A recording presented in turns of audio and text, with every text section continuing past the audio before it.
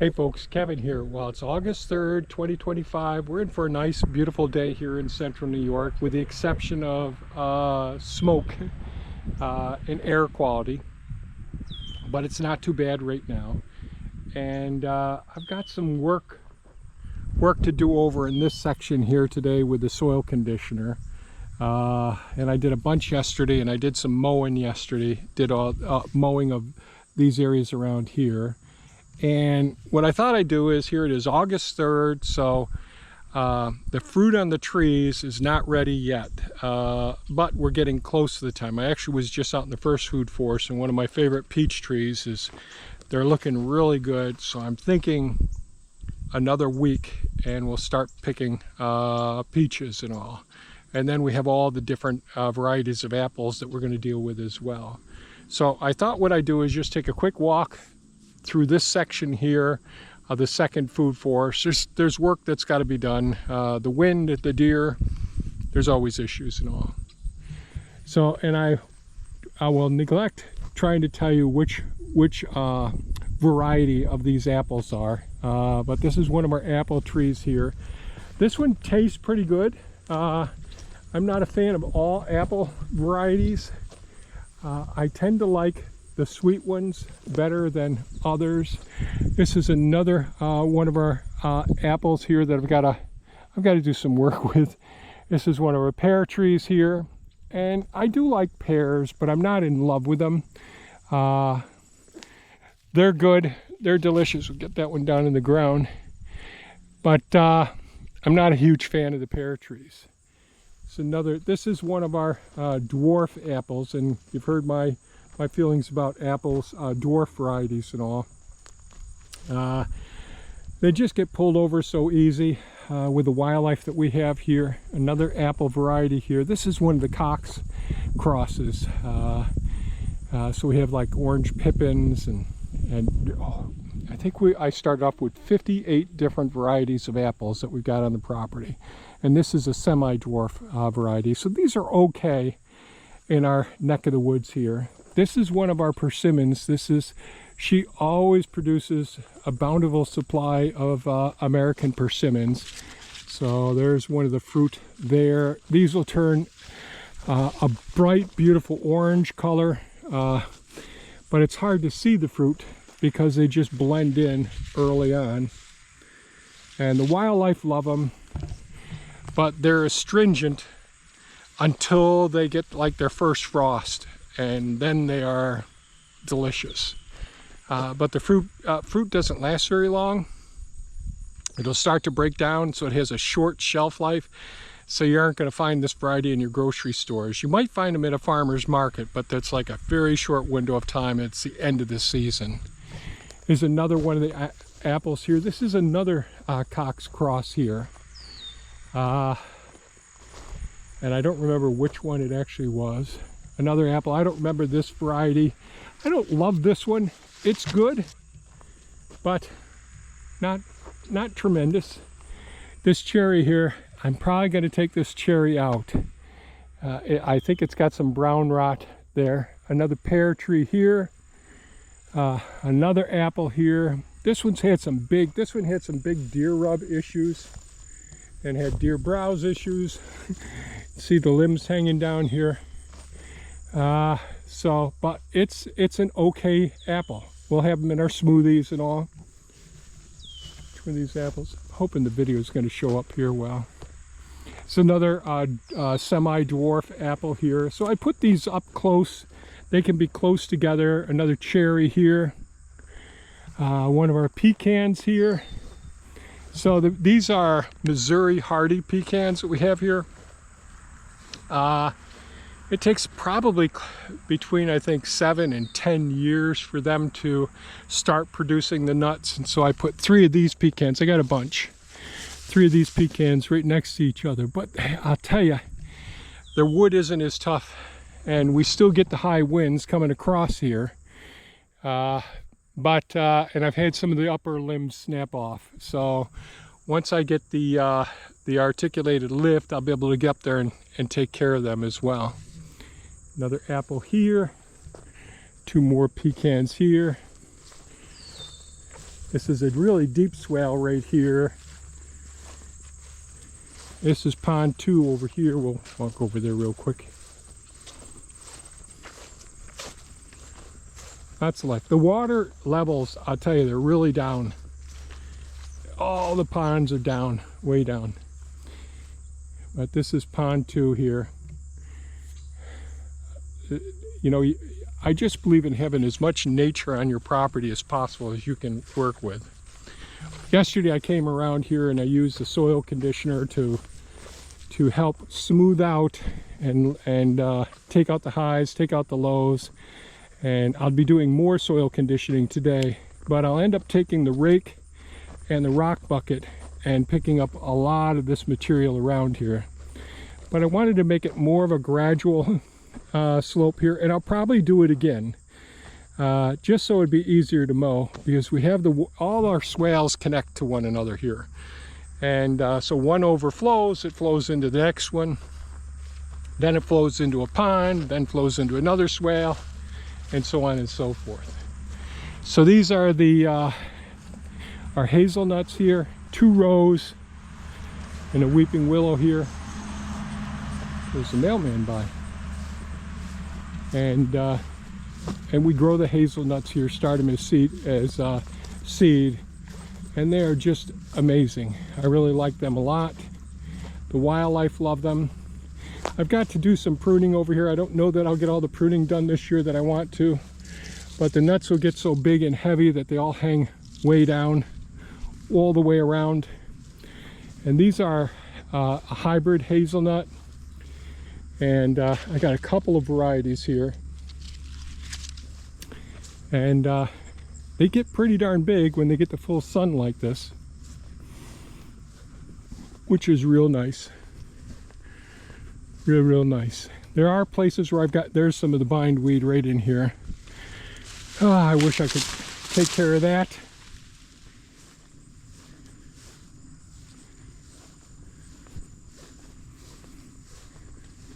Yeah, I've got my work cut out for me here.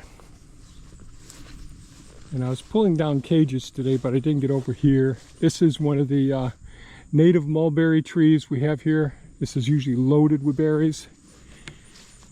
And this is the other side of the swale system I worked on yesterday. And these are some transplants I started from seed last year. A year ago. So here, this is one of our prairie fire crab apples. That's a Catawba here, honey locust there.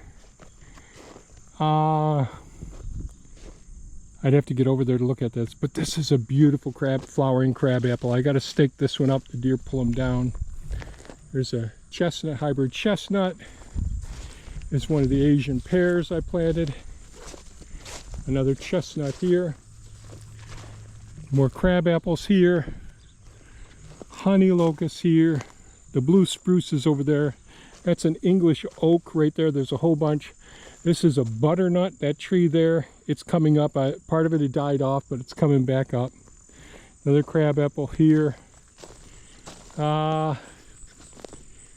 Persimmons here. Chestnut here. This is a flowering pear here.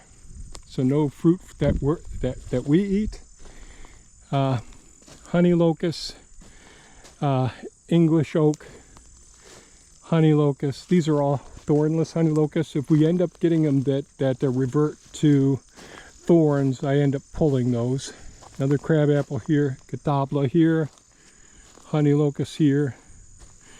There are some more small trees over there. There's another chestnut here. I got to pick up this cage. A deer probably got excited and ran across here, bumped right into this.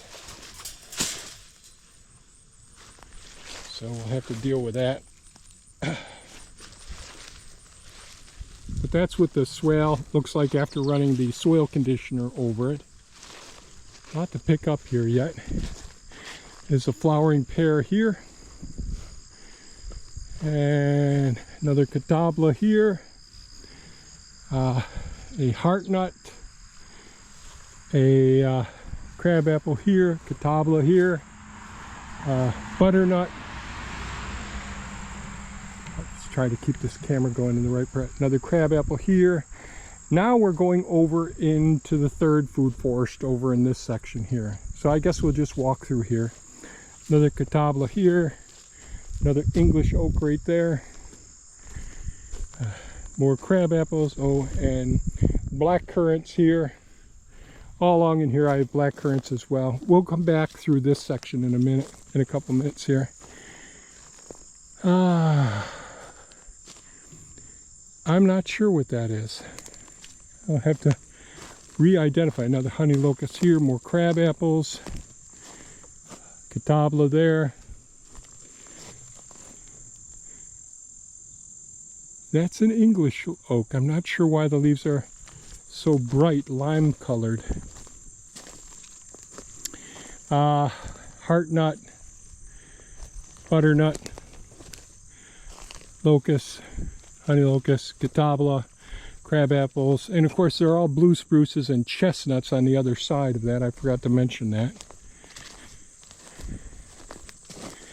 And another English oak there.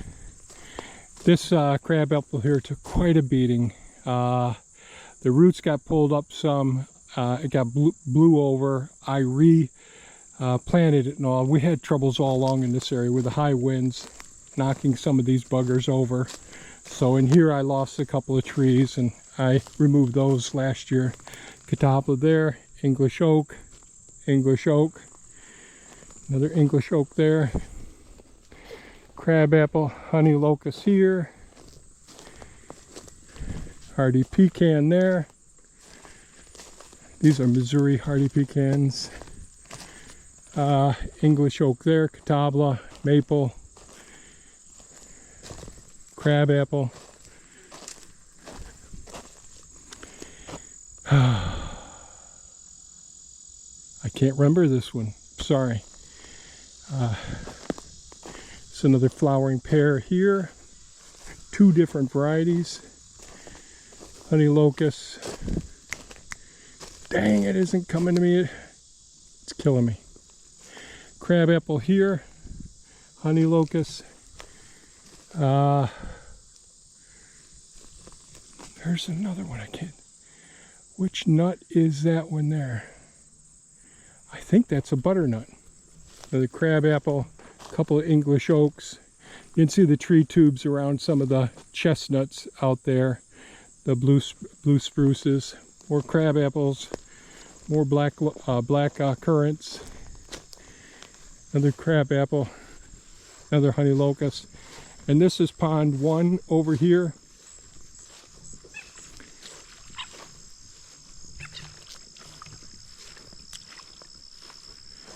Really low this water is. I mean, it's much deeper than what you're able to see here, but it's pretty low.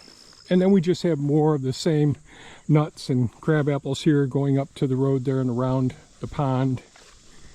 This is a peninsula that this weeping willow is on right here.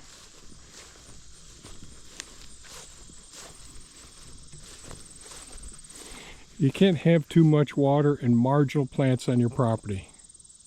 So this is pond 1, and this one flows through all the other ponds, eventually going down to the beaver ponds down and back, which I think is pretty cool. So now we're going to walk through the third food forest, through some of it anyways, and we walked on the outer edge where the big swale is, and so that swale drains from the road, makes its way into here, makes its way into pond 1. All this feeds into pond 1. And overflow makes its way down to, eventually down to pond 2 in 2 different routes. It can go this way or it can go through the swales there and all.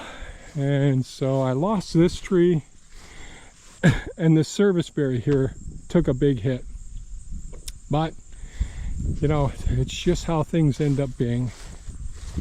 And so I can't complain because some of this is coming back. So I'll have to do some heavy pruning here. Probably next year I'll get to doing that. We have different types of redbud here. is another one I got to pull out. The rest down here all seem to have done much better, but this is all of this area down here is I've been building up soil over time. This is all what was excavated out of the pond and all that, so it isn't nearly, there really isn't a good soil in that area.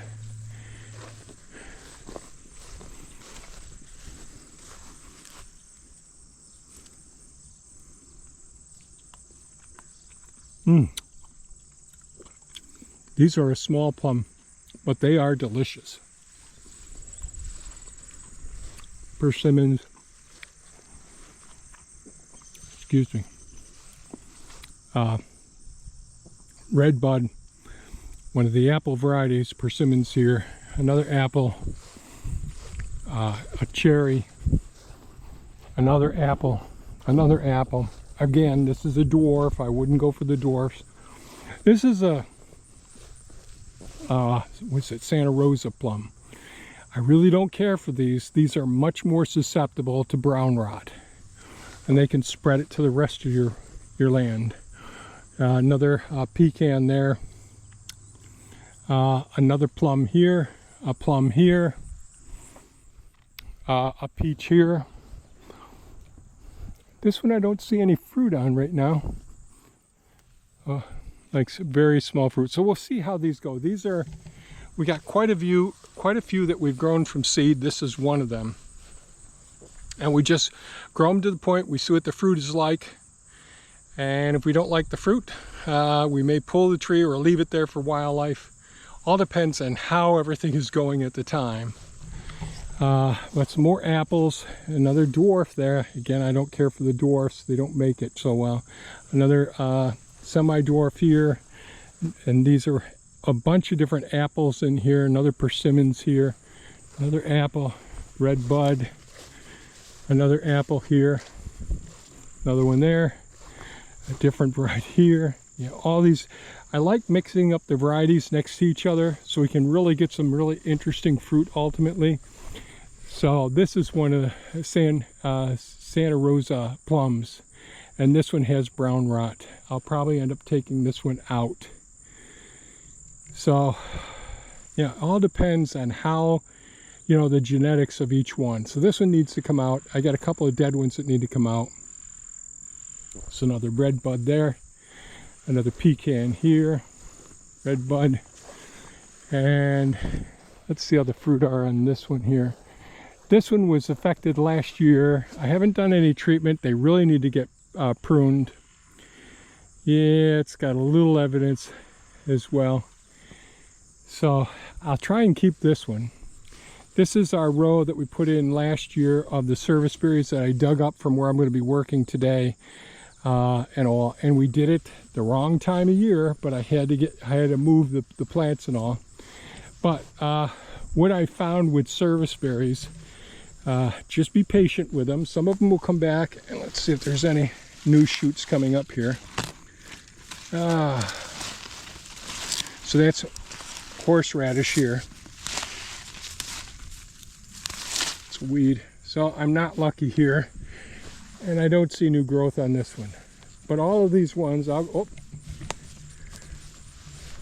see. Oh, Lord. Try not to wipe them out, but I don't see any new. Oh, there's a little bit of growth on this one here. So I'll just be patient. I give them a couple of years, and we see if some of them can come back. But these are service berries, or June berries is the other name for them. Really, really nice. These are mostly our Concord grapes along in here. When I was mowing yesterday, I really messed up and banged into one of the vines because I didn't get these pruned. So I'm always way behind in getting this stuff done. This really needs to be pruned back significantly. And so this is the one that I caught, and I could not get it detached from the mower, and I just ripped it to shreds. This has a little black rot on it. So that's black rot. That's another fungal disease that can affect your grapes and grapevine. I really need to knock this one out.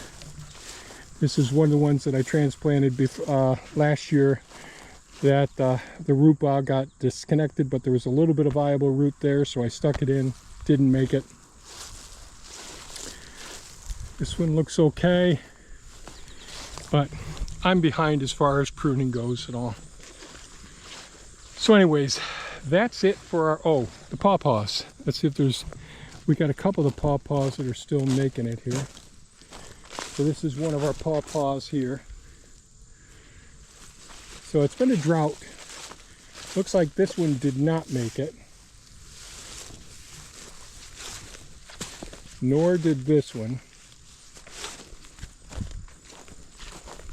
This one's doing okay there. The tops died back. We had a bad winter, and the snow was way over the tops of these cages.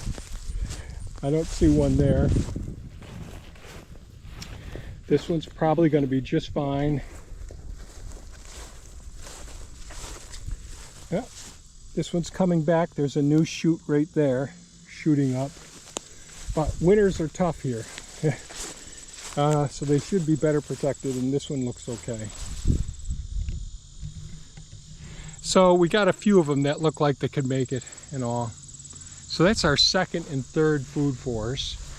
I'm pretty content with it. Do I wish there were 3 of me, and then I could have one out here pruning and taking care of things correctly, another one building the soil and doing the maintenance around here, and then me doing the major projects that got to be done.